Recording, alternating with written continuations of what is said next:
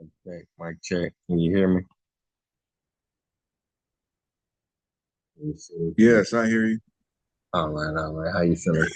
Good. Let me see if I can. Oh, there I am. Okay. How you doing, sir? I'm good. I'm good. It's definitely an honor to have you on my first episode of the Mental All Health right. Men podcast. You know, Uh-huh. That's good, man. I got a couple of video series I call them because it's not an official podcast, but I got a couple of video series going on right now. So I'm definitely glad to be here to encourage you. take my hat off to you. It's definitely courageous what you're doing. So, I ain't gonna hold you up. I know you got moves to make. So to start it off, I guess, let the viewers know what your name is and where you're from and what do you do. All right. Well, first of all, I'm glad to be here. I think it's an honor to be a part of anything that a young black man is doing. And always want to encourage young black men to be entrepreneurs and to create their own path. And so I appreciate what you're doing, sir. My name is Michael Hodges, and I my brand is called Community Father, and that comes from um, way back when I was in my 20s. I went to a church because I was trying to find a purpose, and a prophet called me out by name and said, "You're going to be a father to young men and boys." And so that kind of stuck with me. It was actually something I was already doing because I got younger brothers. I have brothers that are 10, 12, 13 years younger than me. And even when they were little, I used to pile them in my car with their friends and take them to the movies to kind of keep them off the streets. So that was already something I've been doing ever since I've been young. And so um, in 1995, I was blessed to go to the Million Man March in Washington, D.C. And I heard Minister Farrakhan say that men need to be more hands-on in the community. And so that prompted me to become a teacher. And so I started pursuing becoming a teacher, and I became a teacher. In 2002, I started working for the public school system, and I just retired last year. And what prompted me to retire was after working for 20 plus years, I'm seeing this decline in behavior. And, of course, I'm hearing from kids, I'm hearing from a lot of students that they have never seen a black male teacher until they met me, because I live up in the Antelope Valley where black people make up about 15% of the population. So, and so I just saw a deterioration in behavior and my last 10 years, I taught the in-school intervention class, which is like an in-school suspension. So I'm dealing with behavior and I'm seeing the same kids come through. And most of the time it's black students and most of the time it's black male students.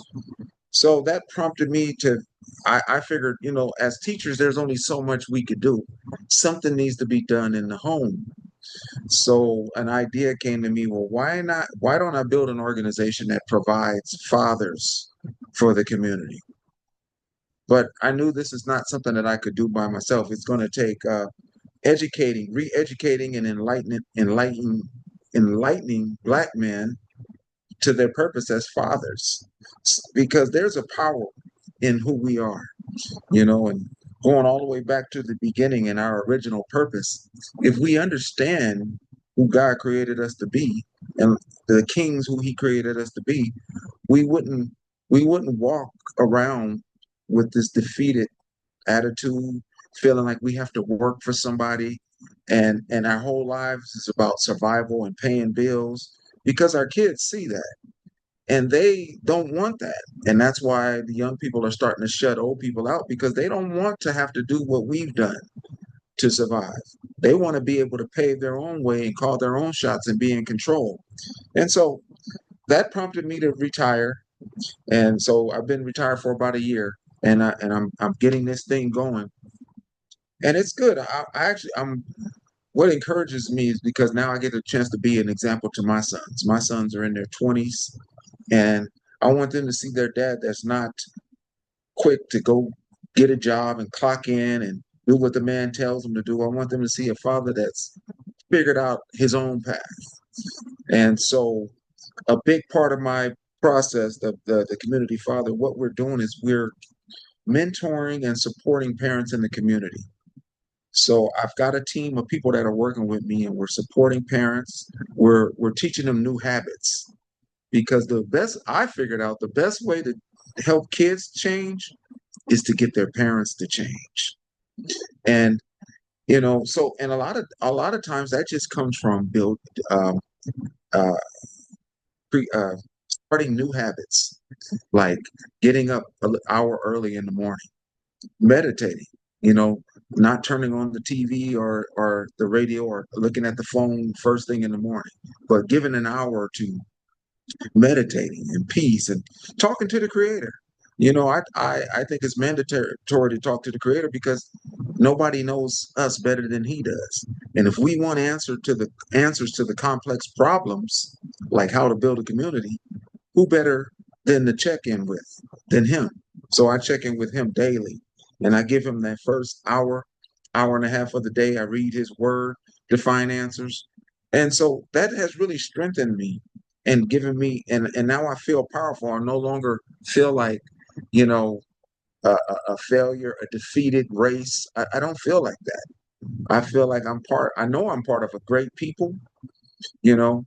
And now it's instead of trying to isolate myself from white people, now I get to show them the proper way to do things, but do it in a mature way, not in a way where, yeah, we're going to get you back for what you did to us. No, I have the answers. I have the solutions to your problems.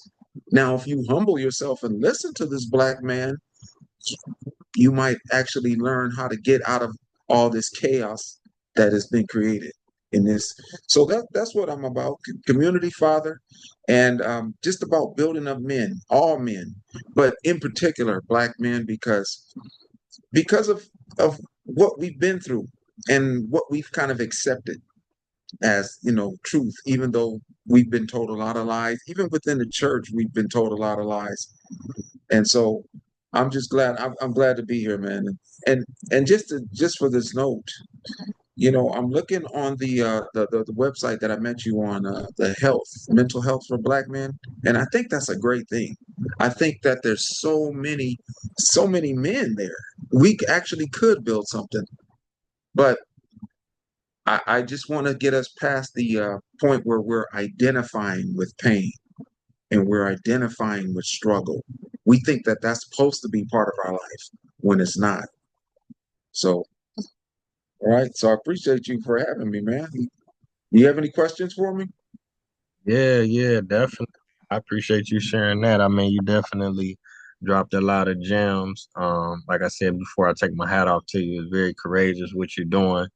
Let me see. You had talked about the children in the schools. I'm a substitute teacher, and I kind of, at least from my perspective, I felt like the last 5 years post COVID, also with the technology that these children are nowhere near prepared to deal with this world as it is. We talking about them living to be 60 and 70 and having a family and being educated. Yes. They're gonna have some problems coming out as adults. And like you said, the parents is at least half the battle. They set the tone. So it's like everybody coming into this class, everybody learning the same information, but what kind of home are they coming from? Do they parents check their homework every night?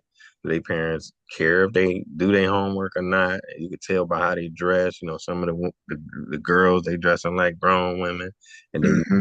some of the kids, you can almost tell like who parents is hands on and who parents ain't. But Yeah. you only can do and say so much because they just don't have no idea of the magnitude of what they about to be faced with. Once they walk Hmm. the stage, they be so happy Yes. to get out of there, and then life gone hit them. So Yeah.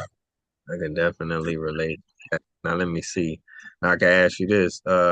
You had told me you had read the book Malcolm X. If you Uh-huh. talk about the impact that had on your life, because a lot of people take reading for granted, especially our people. It was a time when we would get killed for reading. So Hmm. how important, how significant is just reading one book? How can that affect your entire life? Man, it's very important. And I was so grateful that I had a male mentor that encouraged me to read. And he said specifically, read books by Black authors. And when I read the Malcolm X, the autobiography of Malcolm X, it lit a fire on the inside. It just did something. In fact, I named my second son Malcolm because of that. But it's reading is so important. There's so much wisdom in books, you know, and and this is where I say the church kind of missed it. They kind of discouraged the reading of a lot of books. They talk about reading the Bible, and I do read the Bible, but there are so much information in books. Even if, and I know because we're a busy society, it's hard to sit down for a couple hours in front of a book, but we don't have any excuses. You got audible.com, you got Spotify, you can listen to books while you do whatever you do, you know? And so and there's just so much knowledge. And because like I told you, I'm trying to mentor parents. So what I've started doing is reading parenting books. And I'm getting ideas from the parenting books because I know I don't have all the answers. That's part of community. Find out knowledge from anybody you can find out knowledge from, whether it's other parents, whether it's books, whether it's I listen to a lot of podcasts and videos on YouTube, but only things that are helping me with my purpose, you know. And I think that's a lot of times that's where young people miss it. They put so much information in their heads that they don't have a true focus. So one of the first things I want to teach young men is to find your definite purpose and then start listening to people who are already there, reading books that lead you to that purpose. And so, yeah, so reading is very important, sir. Good question. Yes. Yeah, yeah, definitely. I mean, I think statistically it's like the more you read, the more successful you will be because if you can't read, then that's going to affect your money. If you can't read, that's going to affect your health. That's going to affect your mental status. It's going to affect everything, every aspect of your life. If you have trouble reading or don't like reading or, Yeah. whatever the case may be, especially in this age of information, you know what I'm saying? Yeah. It's Yeah. going on, so much to learn. And it's a good thing, but it's kind of a bad thing because it's like we all have this computer in our hand. So some people choosing to record fights or argue with people on the internet. I got that phone, man. I start connecting with people in Brazil and Asia and Africa. I traveled to 70 countries because of that Yeah. phone, and making Yeah. starting a mental health group. It would have been so hard for me to do these type of things without that technology. And then I see Yeah. people just playing games on the phone all day. Yeah. Are you recording this conversation? Yeah, is it okay? Yeah, that's perfect. I'm just glad you did. I was hoping that you wasn't letting all this go by. Right. Yes. It's So definitely recording. So, I ain't gonna hold you up for too long. Maybe we could go another 10 or 20 minutes if you got it. okay. I got it, man. All right, all right. Yeah, it's a good conversation. So, and like I say, with you mentioned the Million Man March. So we in the mental health group, we got 100, almost 140,000. We could have Okay. a million, we could have a million man mental health march with just for Yeah. our people. You know what I'm saying? Or bring the Queens to, or do it separate, whatever. Just to show that, like you say, we stuck on identifying it with the struggle, but then we can get past it. We can show like, okay, this is Yes. what we'll do now. So that's why I was kind of posting in the group like it's 100,000 men in here. If everybody put in $1, a dollar, that's $100,000. We could buy 3, 4 acres of land near the lake or the river. We could fish, we could kayak, we could meditate, we could pray, we could go camping, we could have classes, we could have retreats. You know what I'm saying? It may not be the end all be all, but it's something tangible that we could show. What do we do with this? Other than say, I'm going through this, I'm going through that. Let's get to the next level. Let's be solution based. It might not be the best solution, because people would shoot you down like, oh, that ain't gonna work, or you should do this or you should do that. If you got that information, then do it. You know what I'm saying? I ain't gonna stop you. So Yeah. Man, after hearing you and your vision, I want to invite you onto my video series because just that little, what you just said was so powerful. How you're talking about building community, and let's be solution oriented instead of pain oriented and struggle oriented. And if everybody just contribute one little bit to the community, I was walking through the desert the other day and I took a picture of some ants and they were building uh they were moving all the little rocks individually and they made a perfect round hill, and on the inside was the hole where the ants were crawling in. And I thought to myself, they do that out of instinct, but as people we can choose to do that. In fact, that's the only way we can get it done. We have to choose to do that. We have to choose to work together and to build rather than to tear down. So you are definitely somebody I'd like to keep in my circle just because of your vision, you know. So I appreciate, thank you for sharing that. Yeah, yeah. Likewise, I mean, because we can create a stronger community. Like, for example, like I live in Cleveland, and it's like this in, Detroit, LA, New Orleans, or where, Baltimore, we going through it. So my neighbors on the right of me, they get up, go to work, send their kids to school. They don't bother nobody. But then on the left side, this guy, he on drugs, he breaking in people's houses, stealing the pipes out the house. So you have everything in between that in the neighborhood. So if we Mhm. could build a community where we at least have a foundation, like you say, we come out the door, we see people meditating, we see people praying, we see people, trying and striving to move forward. That's definitely a greater environment to raise your kids in, and for Yes. generations. Like you were saying, having a father in the house, because like they say statistically, if you got a father in the house, the chances of you going to jail or dropping out or, just ending up on the wrong path, a hands-on father that's there for you, loving. And, it is some good black fathers, so I don't want to say all, Yeah. but you know what I'm Right. saying? Right. Have a community of fathers. Like when I was growing up, Hmm. it might have been one or two fathers on the whole strip. You feel what I'm Hmm. We come with the black mental health men, rehabilitated. It's 10 fathers on the street, and we all on the same. Let's get this mental thing together. We'll be so strong, and we'll just be Yeah. an example. It'll be like a domino. Yeah. Hey, sir, are you the creator? Are you one of the creators of the mental health group page? Yeah, yeah. I started it back in 2000. Well, the actual Facebook, we was kind of doing some stuff before then, but the actual Facebook page I started in 2022. I'm glad I Uh-huh. started. I was skeptical because I'm not a professional. I'm not no psychologist or nothing like Yeah. that. Yeah. I'm like, we got to do something. I'm going crazy, so I'm gonna do something for myself and try to, help other people. And I was surprised to find out pretty much everybody going through something, but just Yeah. fortunately as black men, it's like it's stigma. It's a stigma to mental health, but especially for us, it's like we don't talk about nothing to nobody. We don't Yes. know. So Yeah. Yeah. I find that to be a challenge. It's been a challenge getting men to talk, you know, and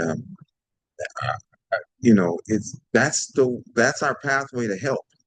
In order for me to be able to help you, I have to know your story, and I'm willing to share mines, you know. But yeah, that's powerful, man. You a good brother. How old are you? I'm 40. Okay. All right. And I retired from teaching, but I still substitute to make ends Oh, meet okay, and things right. like I that. can dig it. So yeah, man. Yeah, it just seems like we have the same passion about building our people up. So Yeah. yeah, Mhm. man, it's good to know you.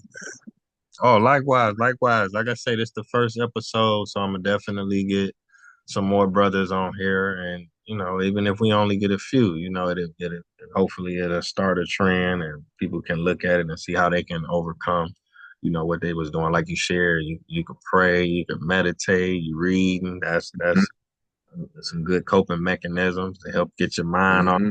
past or what you're going through currently or what you're afraid of, may come in the future. So.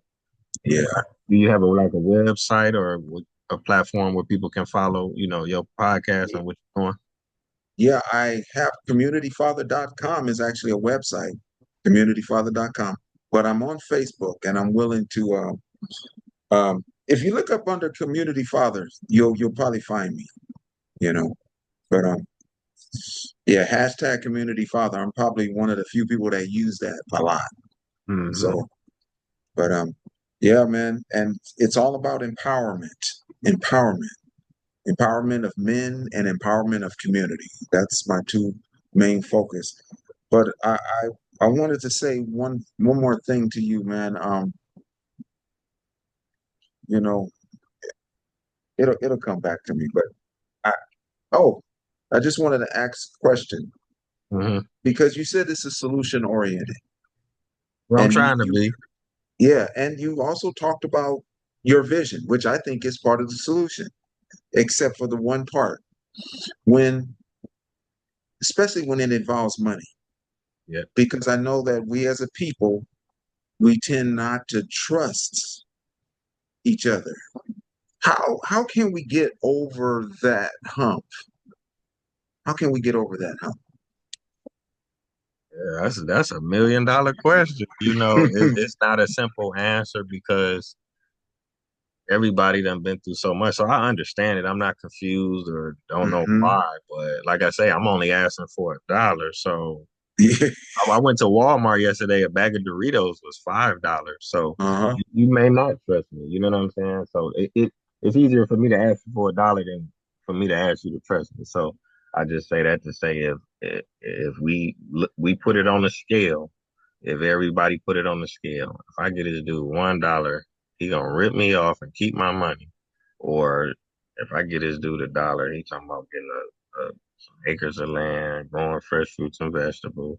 He done been doing the group for 4, 5 years, ain't asked for nothing. People say, I love the group, I love the group. So I'm not just saying like give me some money just because you should. If you Yeah. give me this money, then we'll go to the next level to doing something tangible. And I didn't share this, but we have like a group chat and it's for cooperative economics. So I have experience in cooperative economics. I was the president of a food co-op for the first 3 years. I went to the Hmm. National Food Co-op Conference for 3 years. So I know a lot of the like local farmers and small farmers and growers and stuff like that. Hmm. Hmm. Hmm. That would be the way that I would do it. Like I say, once we get it going. So say like if we get the land, so we have a foundation to start with, we could do a farming co-op. And if we get the food and stuff growing, like with a cooperative, it's kind of like a nonprofit. You got to have a board, a president, a vice president, secretary, treasurer. You got to have a Hmm. solid group of people. I can't just fill out a piece of paper and say, all right, this the cooperative board tomorrow. So we would have to do a series of like probably like Zoom calls. So say it's Hmm. 52 weeks in a year, and I'm speaking from experience. So we would probably have to meet once a week. So you would have 100 people that say, I want to be involved. I want to be hands on. But you be like, okay, we're going to meet every Friday. We're going to do a 30-minute Zoom call. So you start off with 100 people. Then by next month, it's 70 people. Then by 3, 4 months, it's 20 people. Then by the time next year comes, you got 3 or 4 people that's still standing on, I want to be a part of this long Hmm. term.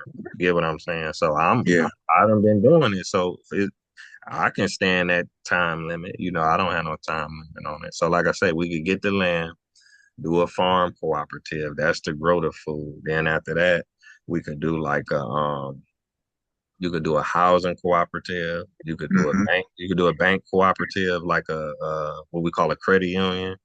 We could Hmm. worker cooperative. So with the farm, say for example, say we grow like 50,000 tomatoes or something like that.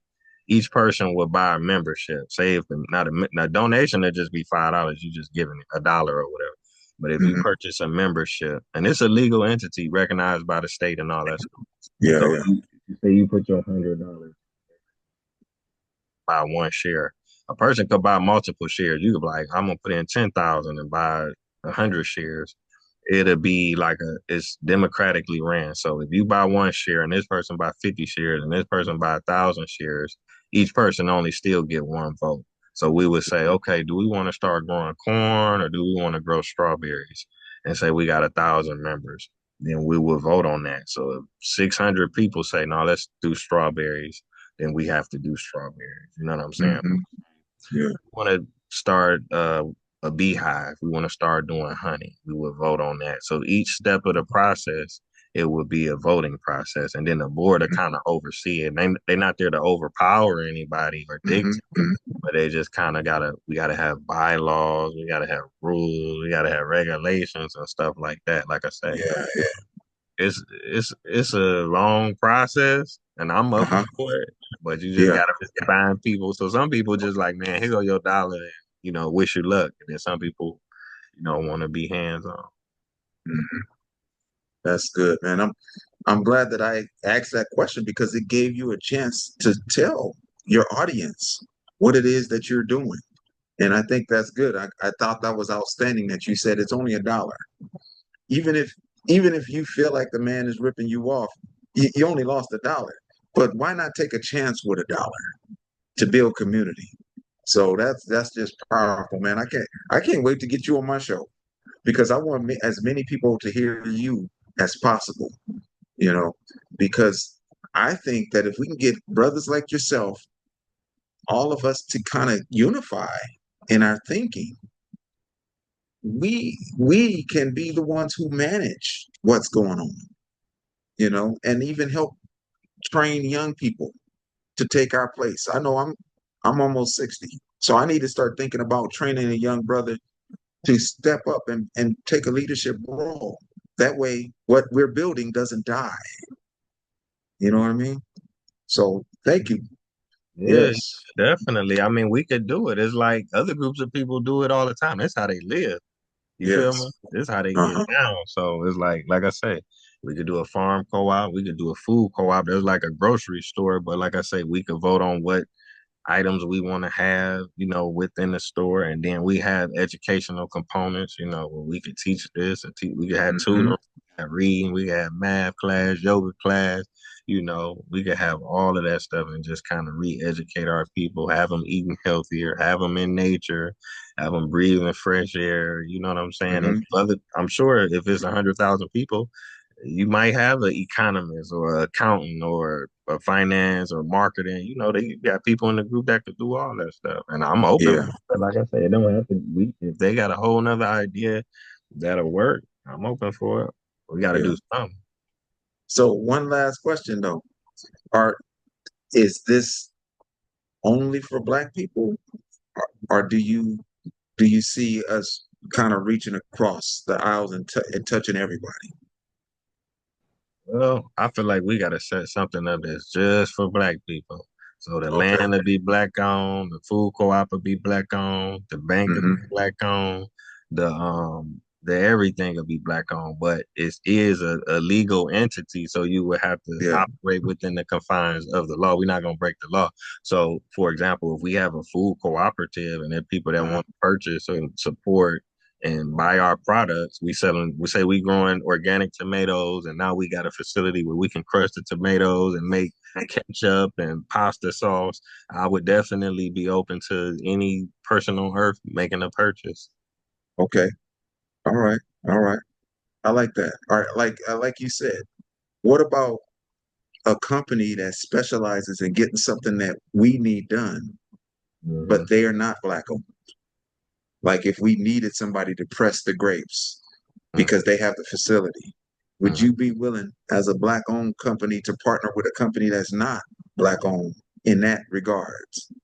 Well, I think it's like this. Like I'm pro-black, but I think it's in theory. It's not practical at this point because it was Hmm. like a group. It was like a couple from Chicago. I don't know if you heard about them. They tried Hmm. to buy everything, made by black people, owned by black people, and they would hit roadblocks. So, say for example, if you see me, I'm like, man, I'm selling my T-shirts. Buy my shirt. Buy my shirt. And you like, Hmm. man, that shirt's $60. I ain't buying that. But it's like the black dude don't grow cotton. The black dude don't make ink. The black dude don't own the software to design Yeah. print on the shirt. The black dude don't own the factory to process the cotton to turn it into a t-shirt. So by the time Yeah.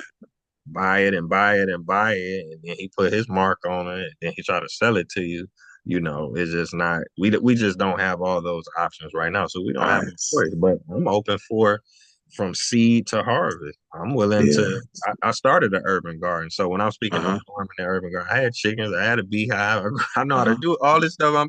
Most of this stuff Yeah. I'm talking about, I've actually done it. So it's not Yeah. Yeah. like I say, in theory is one thing, but being practical is another, and then asking other people to be a part of it. But I'm open for whatever, you know what I'm saying, will help us get to where we're going. If we got to operate with other people, what did Malcolm X say about that? What did the Black Panthers say about that? Yeah, They work with other groups of people. yeah. So, one of the issues that I think that plague all of us, no matter what your nationality is I think that scarcity mindset is something that really kind of gets in the way of us becoming all that we could be because we start to think it's all I got to get mine. And so much so that if I got to step over you, then so be it.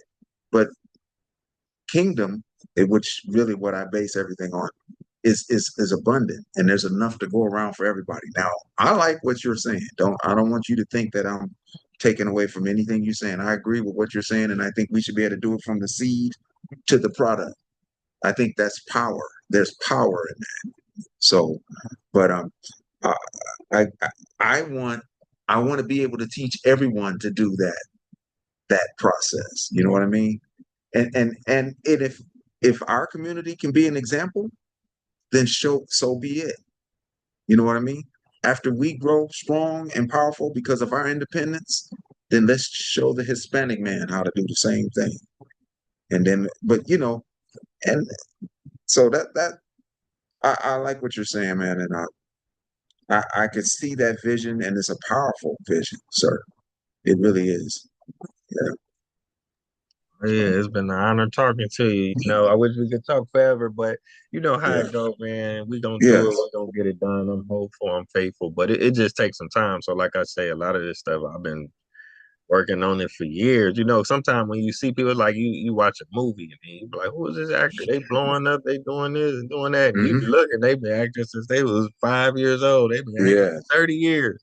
And they finally get that big break, and most people don't even know. Like, oh, he got lucky. He got like this dude done been at 800 auditions. Hmm. So Yeah. So I would like a copy of this recording, man, but I also want to get you on my show as well. Because I just think people need to, young people in particular. By the way, man, just so you know, you look like you're in your 20s. Yeah, I oh, know you thank you. said you're 40, but you look like a Right. young dude. I don't know if it's the camera, but you look young. And Thank you. Thank and and I think young people can really relate to what you're doing, you know. And but it's encouraging to older people as well, to see young men that's willing to step up and take responsibility for the community. So, yeah, man, it's been a pleasure talking to you. you. Yeah, likewise, King. Okay. So yeah, I'm gonna end the call and I'll download the video and I can edit it. I can put it up right now. If that's cool. If you all right with I'm fine with it. Yes. it. Okay, Yes. okay. And all right. So I'll talk We'll to you. be in Hey, touch. and how do you say your first name? Okay, my name is Taye Uhuru. That's my legal name. It's not an Okay. alias. That's my Right. I wasn't born with that name, but I changed my name legally. So Ty Ye, like a tie, like you tying your. Yeah. So Ty Ye is a word. Kaye. Yeah, Ty Ye is a word like Uh-huh. Tyrone is Uh-huh. a word that's used throughout Africa, but I picked up on it in Ethiopia. In the Amharic language, when a person says Ty Ye, it means to see something, to have a vision.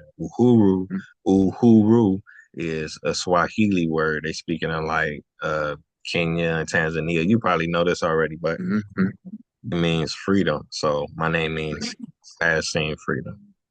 All right, sir. Hmm. All right. I like that, man. It's a pleasure, sir. All right, peace, King. All right. Take care, man.